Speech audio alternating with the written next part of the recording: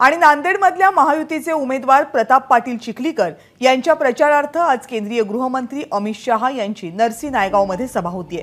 या सभेसाठी भव्य दिव्य व्यासपीठ, मोठी आसन व्यवस्था आणि वॉटरप्रूफ मंडप उभारण्यात आलाय। काँग्रेसचे नांदेडमधले उमेदवार वसंत चव्हाण यांचा पारंपरिक मतदारसंघ असलेल्या नरसी नायगाव इथून अमित शहा आज प्रचार सभेला संबोधित करतील।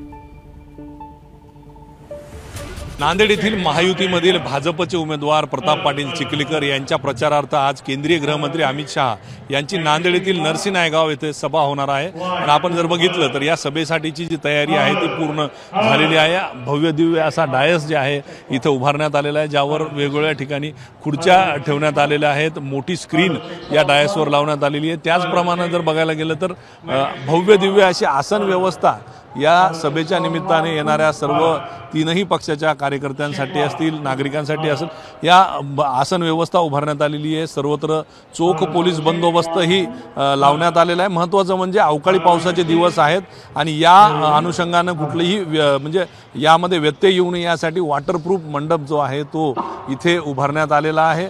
राजकीय परिस्थिती जर बघितली आपण तर नरसी नायगाव हा पारंपरिक काँग्रेसचे उमेदवार वसंत चव्हाण यांचा मतदारसंघ आहे। या मतदारसंघातून ते आमदार झाले होते आणि आजही भाजपकडून ही सभा जी आहे अमित शहांची ती त्यांच्या मतदारसंघातून घेतली जाते। त्यामुळे आज सायंकाळी 5 ते 5:30च्या सुमारास अमित शहांचं इथं आगमन होईल आणि त्यानंतर या सभेला सुरुवात होईल।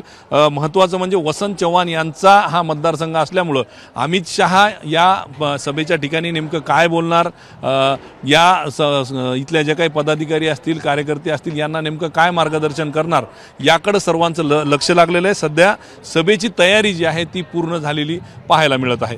कॅमेरा पर्सन धनंजय दारुंडेसह पंकज क्षीरसागर, एबीपी माझा, नरसी नायगाव, नांदेड। एबीपी माझा, उघडा डोळे बघा नीट।